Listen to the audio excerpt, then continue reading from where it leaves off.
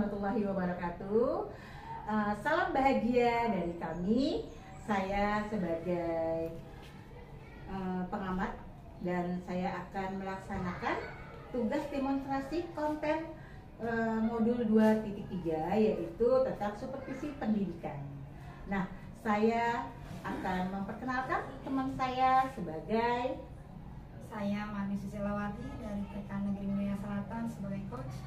teman saya. Halo, saya Irawan Guntur Prastia dari SMA Negeri 110 Jakarta. Saya sebagai coachee. Kami akan memperagakan yaitu tentang bagaimana menjadi coach, coaching dan sebagai pengamat. Baiklah, Ibu Marni silakan untuk memulai percakapan.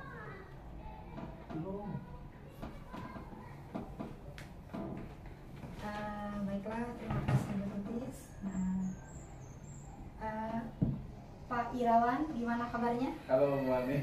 Iya. Sehat, alhamdulillah. Alhamdulillah ya. Iya. Nah, kemarin Pak Irawan WA saya. Kayaknya lagi galau tuh WA-nya. Iya, benar. Ada apa Pak Irawan? Iya nih, Bu Marni ya. Jadi kemarin saya sempat ke WA Bu Marni tuh. Jadi saya coba berkomunikasi. Sebenarnya saya itu lagi galau tentang ini. Kok saya tuh di sekolah tugas saya sebagai guru, tapi tugas tambahannya banyak banget gitu kan. Jadi saya ngerasa itu kok saya jadi terlalu terbeban gitu. Akhirnya saya sulit nih membagi waktu saya ke keluarga. Kenapa? Karena saya sering pulang malam gitu kan. Jadi saya dari mulai hari Senin, padahal kalau saya akan ngajar SMA itu kan mulainya jam 6.30, selesai jam 15 gitu kan ya. Tapi saya itu kalau pulang itu walaupun saya handkey-nya atau absennya itu jam 15, yaitu pulangnya habis maghrib tuh. Makanya saya itu suka dimarahin sama istri saya gitu. Kamu ini kenapa kok pulangnya malam terus, kasihan ya anak-anak masih kecil-kecil nungguin kamu gitu kan, belum pada mau tidur gitu kan. Terus apa sih yang dilakuin sama kamu gitu kan, memang kamu gak cukup ngajarnya gitu. Nah, saya bilang, Bunda, saya itu dapat tugas tambahan, saya itu sebagai staf kurikulum, jadi saya itu harus menyelesaikan tugas-tugas saya di bagian kurikulum. Kenapa? Karena setiap hari kan itu berkaitan dengan proses mengajar. Kemudian saya juga berkaitan dengan jadwal guru mengajar ataupun tugas-tugas lain guru atau tugas untuk memberikan proses belajar pada siswa gitu. Saya beri pengertian seperti itu, tapi memang ya sekali lagi itulah karena namanya kekhawatiran seorang ibu ya gitu kan. Betul Pak Irawan. Nah, di sini Pak Irawan ditugaskan ada petugas tambahan dari kepala sekolah ya. Nah, memang sebagai ibu, istilah istri ya, memang ingin mendapatkan perhatian pada suami. Nah, dari tugas-tugas Pak Irawan yang selama ini Pak Irawan pegang, apakah tidak ada solusi yang yang Pak Irawan inginkan, istilahnya dari teman-teman atau gimana gitu yang Pak Irawan solusinya gitu gimana? Jadi gini Bu Marni, saya itu memang dulu kalau dibilang saya berangkat pagi nggak ketemu matahari, pulang pun nggak ketemu matahari gitu. Sampai saya itu sedihnya tuh ya. Anak pertama saya itu ya sekarang udah almarhum ya. Jadi anak saya pertama itu sampai bilang, saya tuh waktu itu mau berangkat. Terus dia bilang, dia kan bangun tidur ya. Terus dia ngeliat saya gitu kan, ini ayah udah pulang gitu. Saya membuat saya sedih gitu. Sampai sekarang saya terngiang. Makanya itu anak pertama saya itu selalu kalau ketemu saya itu kan antusias ya. Tapi sekarang kan memang udah gak ada lagi gitu ya. Jadi itu yang membuat saya sedih. Saya kadang-kadang kok saya seperti ini, kok saya gak adil gitu. Kok kenapa saya selalu membuat pekerjaan saya itu seakan-akan itu lebih utama dan tidak memperhatikan keluarga saya gitu kan. Jadi artinya di situ pun ada rasa penyesalan di saya kan. Jadi saya kalau dulu sampai selesai ngajar, saya ngajar bimbel apa gitu, itu sekarang saya lepas bimbel. Jadi saya nggak mau terbeban lagi gitu ya di bimbel. Kenapa? Karena saya pikir rezeki saya itu sudah diatur kan seperti itu. Karena kualitas saya juga ketika saya bertemu dengan keluarga itu kan memang benar ya. Saya 8 jam itu di sekolah gitu kan, di sekolah. Tapi ketika 8 jam itu lebih, saya kadang-kadang bisa sampai 12 jam gitu kan, gitu karena pulangnya sampai jam habis maghrib ataupun habis isya gitu kan, lebih gitu kan. Artinya kok itu saya lakukan terus menerus gitu kan, itu dalam diri saya itu ada rasa apa ya, bentuk ini kok jadi seperti ini saya gitu, kok saya cuma mengutamakan pekerjaan gitu kan. Memang benar, saya dikasih tugas tambahan. Kenapa? Karena memang saya orangnya komitmen gitu kan. Ketika diberikan tugas, saya pasti menyelesaikan tugas itu. Saya pasti bisa diberikan tanggung jawab lah gitu dari atasan saya. Tapi sekali lagi, ketika saya pulang malam pun, saya kan nggak mungkin ngajak anak saya untuk main kan. Ini kalau saya udah pulang jam 8 malam, apalagi anak saya masih kecil gitu kan. Saya pikir, oh kalau saya ajak main mereka tidur jam 10, tidur jam 11, kasihan gitu kan. Nanti kan paginya juga pasti saya berangkat lagi gitu.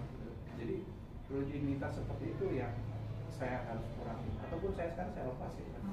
Jadi saya nggak mau lagi terbeban itu. Makanya yang saya lakukan adalah saat ini saya coba bersama tim saya gitu ya, terutama yang muda-muda itu, saya nggak mau pindah sendiri.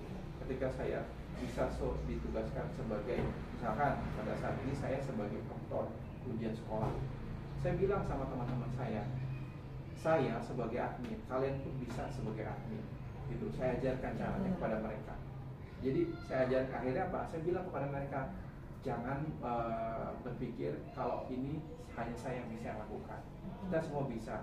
Makanya takutnya nanti kalau ketika saya berhalangan, saya nggak bisa itu. Jadi yang diutamakan itu proses kan, yang diutamakan itu prosesnya. Nah itu saya juga pengertian pada istri.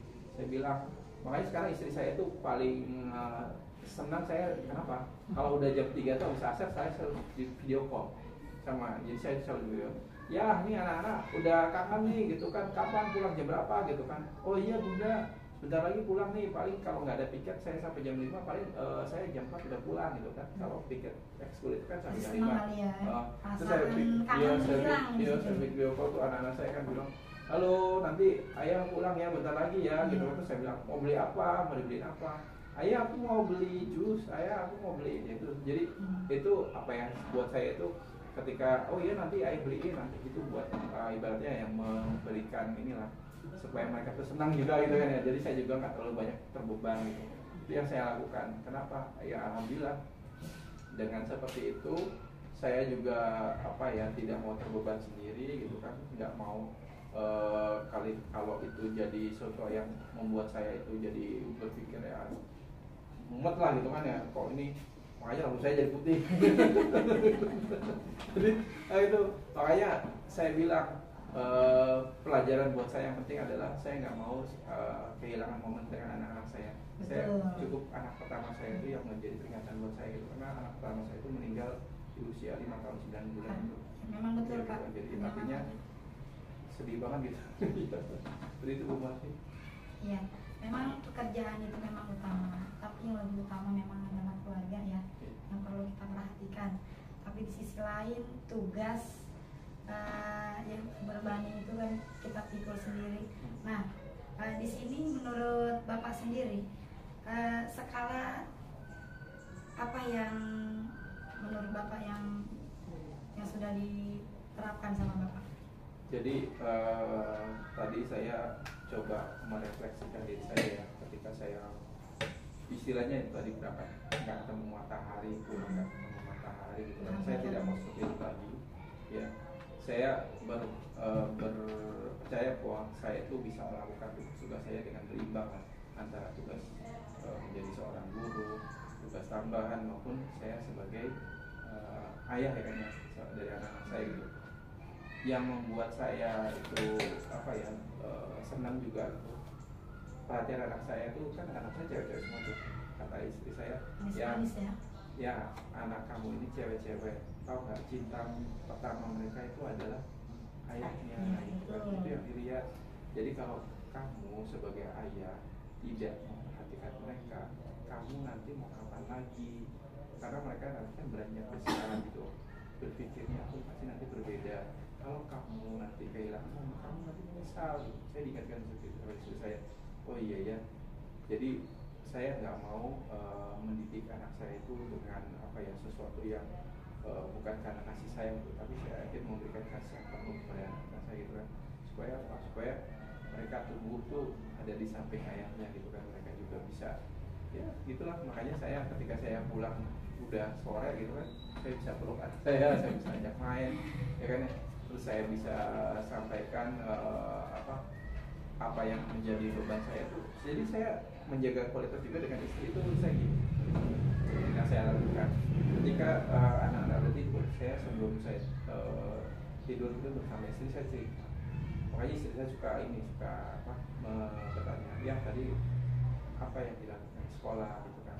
Saya cerita, kemudian kendala itu kan saya curhat lah. Jadi istri itu saling pengertian ya.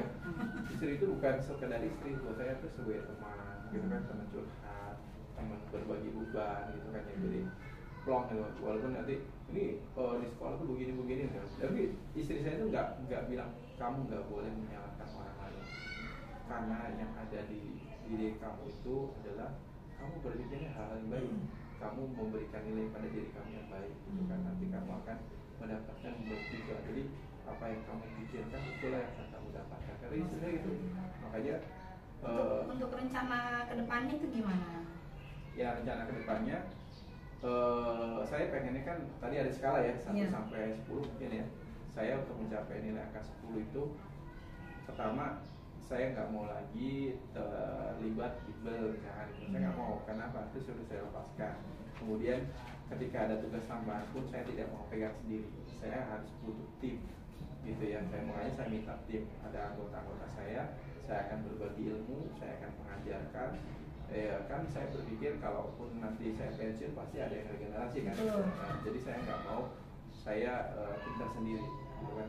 Terus yang kedua, saya juga terhadap istri dan anak saya selalu menyampaikan kalau saya udah sore ingatkan ya di video call, atau saya juga pasti itu video call mereka. Ini bentar lagi ya pulang gitu. Saya ya sedikit nyogok nggak apa-apa makanan misalnya pas pulang gitu kan. Terus pada istri saya juga gitu, saya ajak dia supaya menjadi teman curhat saya juga gitu. Karena beban itu kadang-kadang kalau kita udah curhat tuh ada hilang gitu kan ya, kurang nih, walaupun nggak 100% tapi luar biasa hasilnya seperti itu. Itu yang saya lakukan.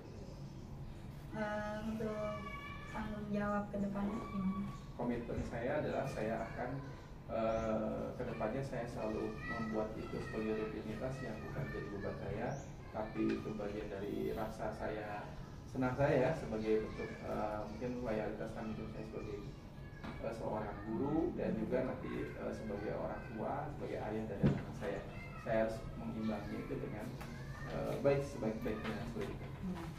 Baiklah, Pak Irawan, tadi gimana perasaannya semenjak? Senang sih, saya beda ya. Tadi kalau saya kemarin cerita lewat WA, sekarang ketemu kayaknya beda banget gitu. Beda ya. Kayaknya bisa ya. Terbuka semua ya. Iya. Beda kan kalau di WA diketik. Betul gitu kan. Terima kasih. Nanti saya akan main deh ke rumah Pak Irawan. Boleh. Ya lu kalau mau ke sekolah saya juga nggak apa-apa kan, dekat kan 112. Minggu depan ya saya datang. Insya Allah boleh silakan. Terima kasih Pak Irawan. Alhamdulillah. Bagaimana Pak Irawan? Alhamdulillah. Sudah curhatnya? Alhamdulillah ya. Nah, Ibu Marni, tadi saya sudah mengamati bagaimana Ibu Marni telah dengan penuh perhatian bagaimana Pak Irawan cerita, lalu juga Bu Marni memberikan pertanyaan yang berbobot dan menjadi pendengar yang aktif. Nah, bagus sekali Bu Marni. Dan alhamdulillah solusinya sudah ketemu ya Pak. Nah di sini kami sudah bercerita dan sudah menuangkan tentang demonstrasi cara kita menjadi coaching dan pengamat. Oke, sampai sini saja. Salam bahagia dari saya, yaitu kami semua. Saya Titi Caryani. Saya Marni Susilawati. Saya Irawan Putur Prastya. Salam bahagia. Salam bahagia.